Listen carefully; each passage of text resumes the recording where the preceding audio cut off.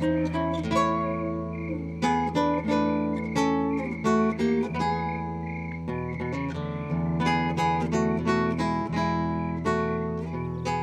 call me Botong.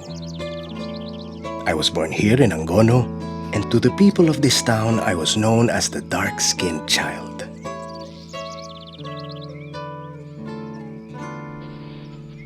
The dark child who loved to draw. In my eyes, in my mind, there's a splendor waiting to emerge from the tip of a pencil or a paintbrush. My hand moves, leaving behind tracks, like an animal. The animal known as imagination. I thought I might learn to tame the animal, to refine my craft. But the animal would not be tamed. The artist sees, not with his eyes, but with his mind. With his mind, he envisions and revisions the world again and again. With his hand, he brings the vision into reality, allowing people to glimpse the dream, creating new ways of seeing reality, recreating reality itself out of empty space by claiming it, organizing it, marking it. A new reality born out of a new way of seeing.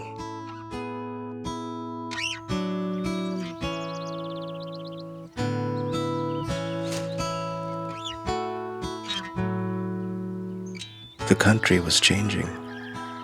The world was changing. There were those who wanted to capture it all for all time, before it disappeared, forever, who kept painting the lost world long after it had faded into memory, into history, into myth, painting the lost world in the same way over and over again. But the new world demands new ways of seeing. New ways of seeing that bring forth new worlds in a never-ending cycle of creation and recreation. Lines, shapes, colors, all exist only to bring the dream to life. To make real the dream of the artist.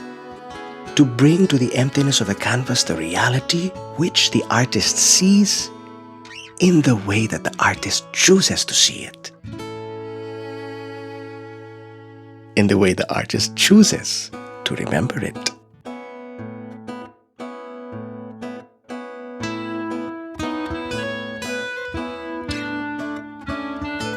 Manila never tempted me for long. I returned to the Angono of my birth again and again, in my work. Perhaps I too was trying to keep it alive, if only in my painting, helping it to defy the passage of time, the coming of war, the changes in society. In my mind, it remained the pure, unspoiled countryside that it had been when I was growing up. And so it would remain for as long as I could paint. But there was no reason to paint it as everyone else did, as everyone else had done. If this world was the world of the past, it would be painted as though it belonged to the world of the future.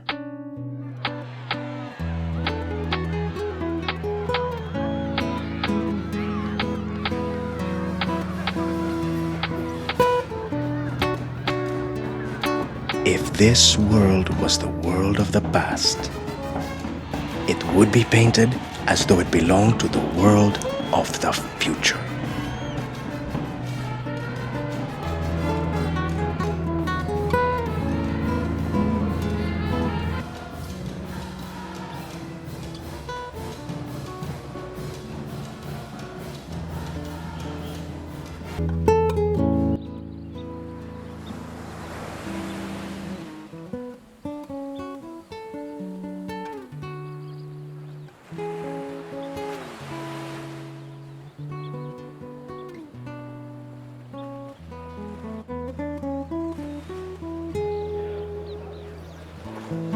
In Angono, I rediscovered the life, the color, the subjects and themes that had awakened that dark child's passion for art years ago.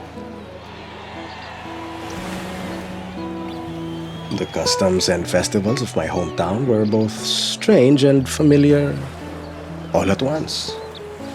In Angono, I found things to paint that were particular to my reality and were at the same time recognizable to people from other parts of the country. In Angono, I found what Filipinos could confidently identify as Filipino. But what is Filipino? Where is the Philippines to be found? Is it to be found in scenes and customs that may no longer exist? If that is the case, then the artist must look beyond his present, beyond his time, beyond his memory, back to the eras which have truly been lost, into the recesses of history itself. History, an artist's greatest subject. My country, the Philippines. 7,000 islands, multiple and various, a magnificent diversity of peoples and cultures united under one flag.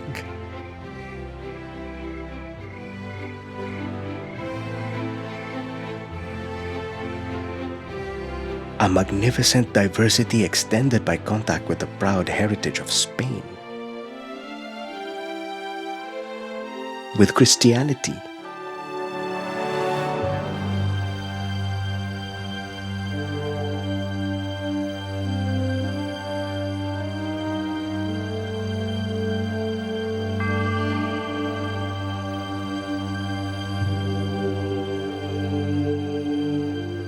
If history is to be kept alive, it must transcend itself and pass on into myth. Perhaps the greatest role of the artist is that of myth maker. And perhaps myth is the greatest reality that an artist can hope to recreate.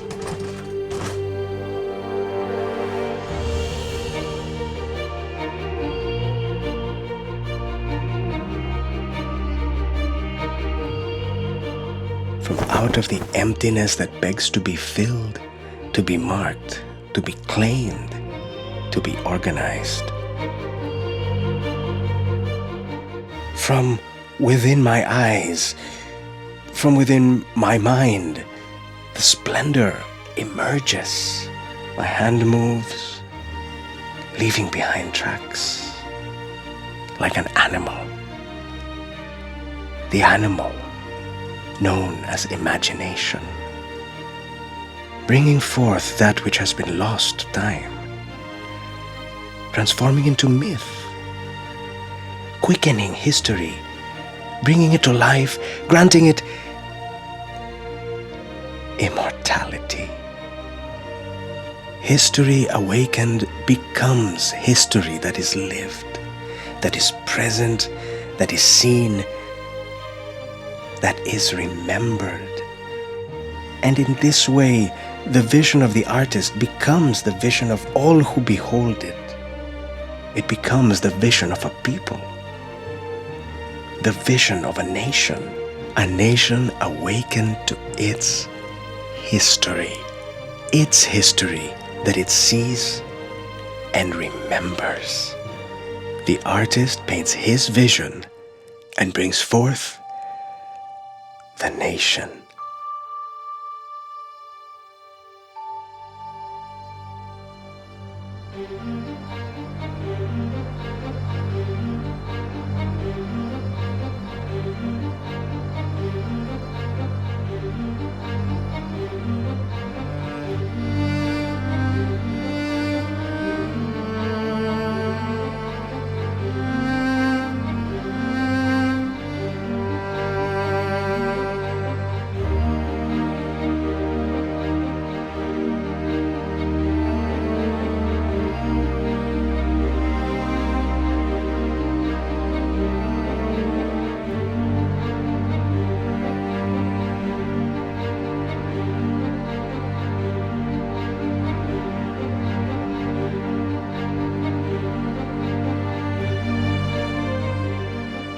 History awakened becomes history that is lived, that is present, that is seen, that is remembered.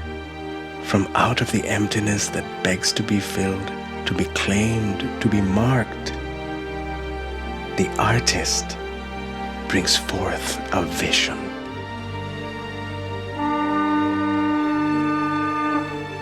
The vision of the artist becomes the vision of all who behold it.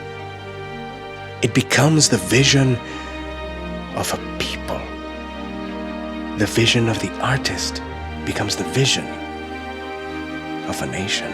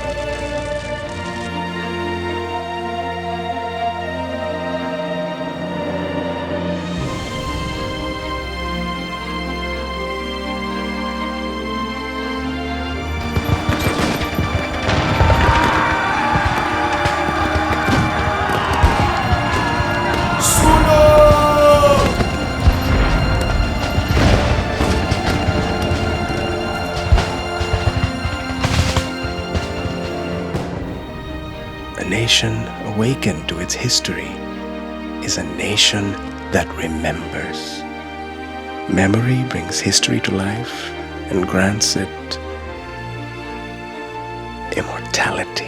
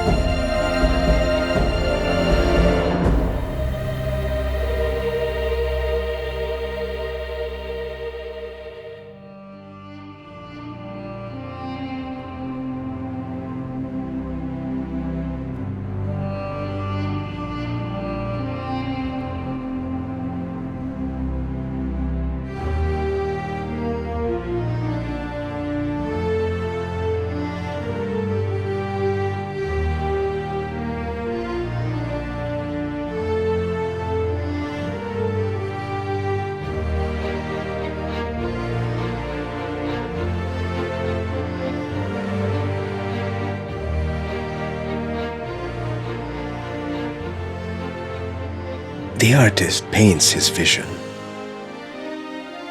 He shows people new ways of seeing, of remembering.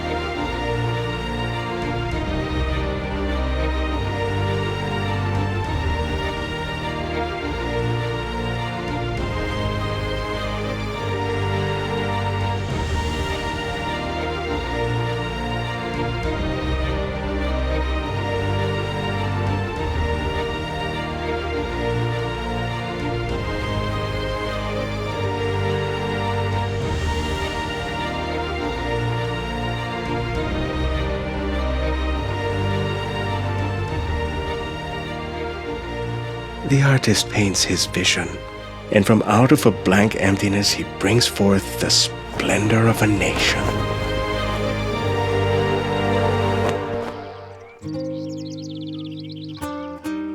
They call me Botong.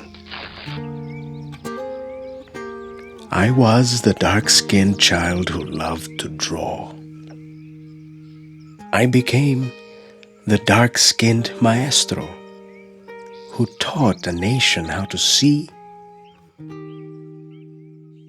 and how to remember.